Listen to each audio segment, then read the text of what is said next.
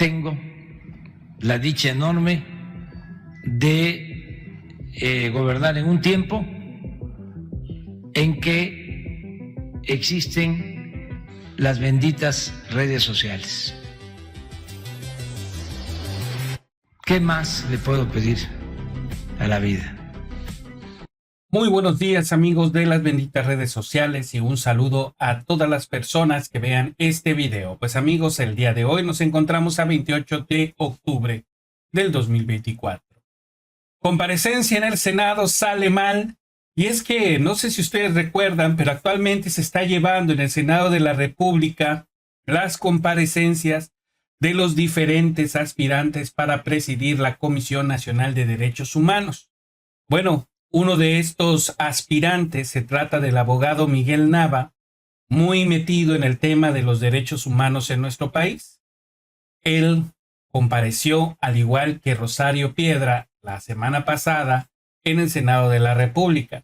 Y pues para sorpresa de muchos de los que estaban en ese momento entrevistando, me refiero a los senadores en general, pues sorprendió las respuestas que dio este mismo aspirante en contra de el PRI, también de el caso de la guardería ABC, y por supuesto no podía quedar excluido el Poder Judicial. Salí a atender un par de gentes, pero lo escuché por el monitor. Lo primero que quiero decirle es que coincido completamente con lo que ha planteado. Estoy de acuerdo. Yo estoy segura que muchos ciudadanos se sienten representados en usted, en lo que ha dicho, y muchos abogados también. Y no me quedaría más que preguntarle, porque por eso está usted aquí. También quiero decirle una cosa. Así como usted se siente, también yo me siento como senadora muchas veces. Recibimos la crítica de que no hay oposición. A veces también pienso que no hay ciudadanía. A veces también pienso si mucha gente a la que yo creo representar se merece que yo la represente. A veces también me pregunto si estarán atentos a lo que hacemos. Lo hago con mucha pasión y con un gran compromiso. Todos los días me cuelgo esto que dice el nombre de mis hijos para inspirarme a luchar. Porque es muy difícil, ¿eh? Con un gobierno como el que hoy tenemos, que avasalla, con un gobierno que aplasta, que no permite opiniones. Y sí, efectivamente, usted tiene razón. Estamos en un retroceso y los derechos humanos son progresivos. Muchas veces muchos de nosotros preguntamos lo mismo, pero allá afuera hay muchos cobardes. ¿Por qué los ministros no se han pronunciado? ¿Por qué se pronuncian como se pronuncian los magistrados y los consejeros? ¿En qué país vivimos? ¿En donde ya se normalizó todo? ¿En donde ya nada nos sorprende? Yo le pregunto, ¿usted qué haría si fuera el presidente de la Comisión Nacional de Derechos Humanos? ¿Usted qué haría para cambiar todo eso? Los niños que a mí me agobian, porque son los que están solos y a veces abusados por sus propios protectores. ¿Usted qué haría para cambiar la Comisión Nacional de Derechos Humanos? Gracias por estar aquí. Primeramente, le daría credibilidad con mis acciones, porque no se puede llegar a un organismo público nacional a pretender cambiar toda la basura que tiene durante tanto tiempo por títeres que pone el gobierno. Usted habla de un gobierno avasallador, el actual, pero también fue el gobierno avasallador el PRI y también fue el PAN. Les estoy diciendo que esta es la cuarta ocasión que estoy en este circo. La cuarta ocasión, ¿eh? Ya les dije, cuando gobernaba el PAN estaba Luis Raúl González, estaba Luis Plasencia Villanueva. Yo fui servidor público de la Comisión Nacional de los Derechos Humanos y tuve problemas de que cambios de visitaduría, ¿saben por qué? Porque no quería firmar lo que los visitadores generales me daban, porque no querían entrarle a las violaciones a derechos humanos. Es importante que se sepa hasta dónde puede llegar el organismo nacional. Ahí tiene usted la copia. Se pide un informe especial a la opinión pública para que le digan al Consejo de la Judicatura, quien lo preside, que es la ministra presidenta de la Corte, que deje de hacerse tonta. Hoy están violando derechos humanos de millones de mexicanos. La crisis del Estado de Derecho en el que estamos viviendo va a traer mucha desgracia para el país, pero lo va a traer por la soberbia de nuestros legisladores, por la soberbia de nuestros jueces, magistrados y ministros. ¿Qué le he de decir, senadora? Mucha corrupción, ¿eh? En los niños que defiendo en la guardería ABC, nada más les hablo rápidamente. Un ejemplo, las compensaciones, que no soy nadie para decir aquí. El mismo Poder Judicial a un niño muerto en la guardería le pone $1, a otro le pone 5, a otro le pone 10, a otro 15 y a otro 20, y son víctimas de un mismo hecho. Eso pasa aquí en nuestro país. Hoy el Poder Judicial Federal determina en el primer circuito que los niños fallecidos en la guardería ABC no pueden ser sujetos de reparación por daño a su integridad física porque están muertos. Pues claro, se murieron después de las lesiones físicas. Eso hace nuestro corrupto Poder Judicial. Hoy le repito que la Comisión Nacional de los Derechos Humanos está olvidada, ni siquiera es tomada en consideración. ¿Pero saben por qué? Porque quien la dirige, regreso a su pregunta, darle credibilidad, funcionalidad y sobre todo fuerza, porque carece de fuerza. Y no me refiero a las recomendaciones, porque es un mecanismo no judicial de protección de derechos humanos, para eso está el Poder Judicial de la Federación. Pero que ahorita que va a comparecer esta señora Piedra, le entreguen copia de lo que les acabo de dar, ahí tengo la copia para ella, y diga qué va a hacer con eso. ¿Por qué no emitió un informe especial respecto a la violación a derechos humanos de los empleados del Poder Judicial Federal que tienen sin justicia federal a las mexicanas y a los mexicanos? No se sabe en el párrafo segundo del artículo 17 de la Constitución. Justicia pronta, expedita, ¿cuál? Si no hay justicia. No sé si con esto satisfaga su pregunta, senadora. A sus órdenes. Gracias. Pregunto si hay alguna otra senadora o senador que quiera realizar alguna pregunta. Ok. Adelante, senadora Simey. Gracias, buenas tardes. Tendría algunas preguntas para usted, dándole la bienvenida a este lugar. Una es, considerando su experiencia en el Ministerio Público y que la principal queja de la población generalmente es la impunidad, ¿qué política o acciones con perspectiva de derechos humanos recomendaría para las fiscalías a nivel nacional? Y también, ¿por qué durante su administración en la Defensoría de Derechos Humanos de Querétaro fueron despedidos, de acuerdo al dato que tenemos, más de una decena de empleados? Y escuché con atención su intervención, utilizó la frase que es un corrupto poder judicial. ¿Cuáles serían los principales argumentos para emitir esto sobre el Poder Judicial? Es cuanto. Muchas gracias. Gracias. Empiezo con la última. No todos los servidores públicos del Poder Judicial son corruptos, matizo. Pero sí existe una enorme corrupción, sí existe una justicia a modo, una interpretación de la ley claramente con intereses de matices políticos. Y les repito, en un caso de gran impacto a nivel nacional e internacional.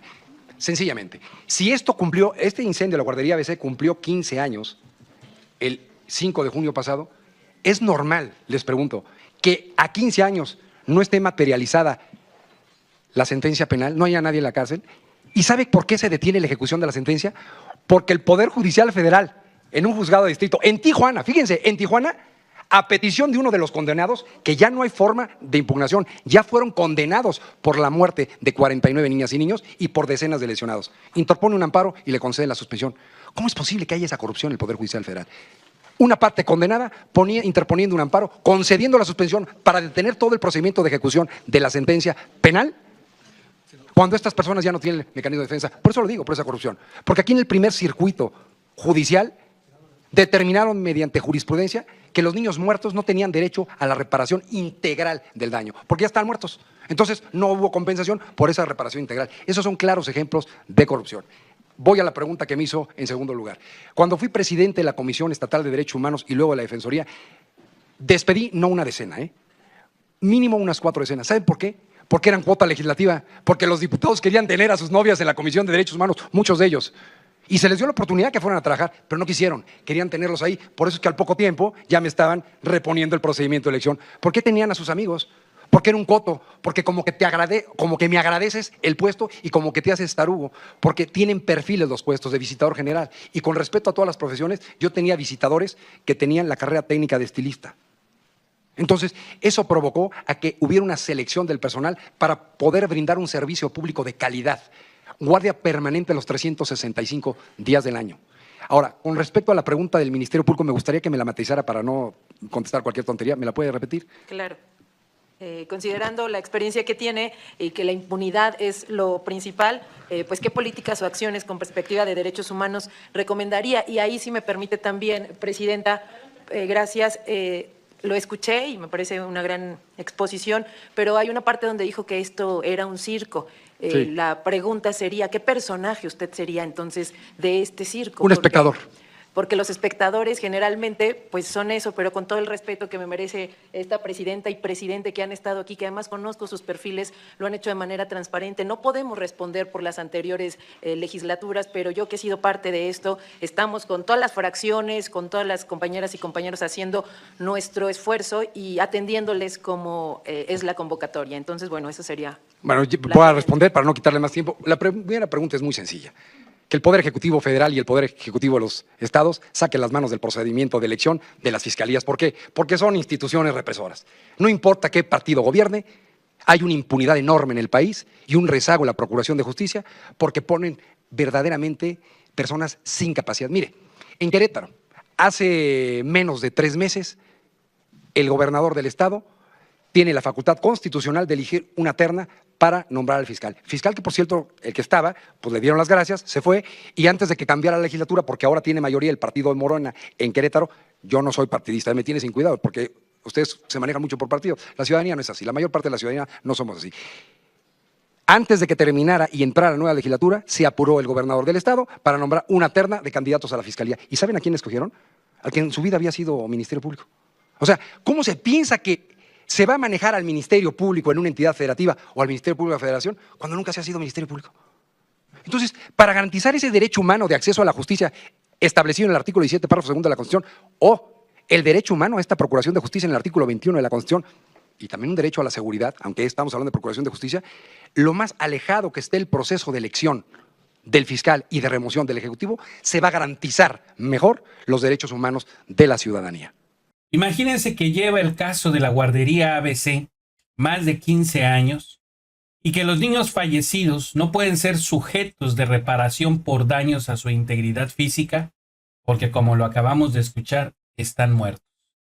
De verdad que es algo increíble la corrupción dentro del Poder Judicial, y podemos ver muchos otros casos que son muy conocidos, como el de Israel Vallarta, que actualmente pues ya tiene más de 15 años también en la cárcel y todavía no tiene sentencia. Él mismo señala cómo antiguamente pues la gente que trabajaba en la Comisión Nacional de Derechos Humanos, muchos venían por recomendaciones, eran hasta las novias de muchas personas que pertenecían a la política. Por eso en su intervención, al final de cuentas, dice que él, si llegara a presidir la Comisión Nacional de Derechos Humanos, pues despediría inmediatamente a todos los que no tengan el perfil idóneo para trabajar dentro de esta misma Comisión Nacional de los Derechos Humanos. Y pues la verdad es que estuvo bastante amplia su participación, un poco grosero desde mi punto de vista, o sea, en el sentido que suena o se expresa de una manera muy golpeada y pues no toma en cuenta que al final de cuentas pues está hablando con los senadores que van a decidir si él va a presidir o no la Comisión Nacional de Derechos Humanos. Pero al menos pues muestra evidentemente un gran conocimiento dentro de estos temas, que es importante también señalar, aunque hay que decir las cosas tal y como son. Realmente quien tiene en este caso, pues al parecer la preferencia de los senadores, pues es la actual presidenta de la Comisión Nacional de Derechos Humanos, me refiero a Rosario Piedra Ibarra. Pues amigos, esa es la información que yo tengo por el momento, espero que les haya gustado. Si les gustó, por favor denle like a este video. Nos vemos en uno siguiente, suscríbanse al canal, benditas redes sociales, saludos, bye bye.